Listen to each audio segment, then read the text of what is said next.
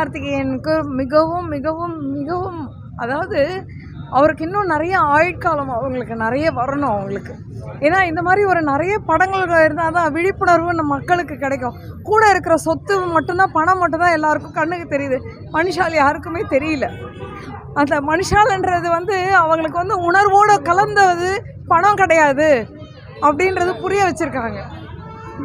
உண்மையாகவே இந்த மாதிரி கடவுள் அனுகிரகத்தோடு அவர் இன்னும் அவரோட குடும்பம் எல்லாரும் இந்த யூனிட்டில் ஒர்க் பண்ணவங்க எல்லாருக்குமே சிறந்த பெரிய பெரிய பாராட்டுகள். உலகம் முழுதும் இந்த மெசேஜை பார்க்கணும். தேங்க்யூ சார், ரொம்ப அருமையாக இருந்தது.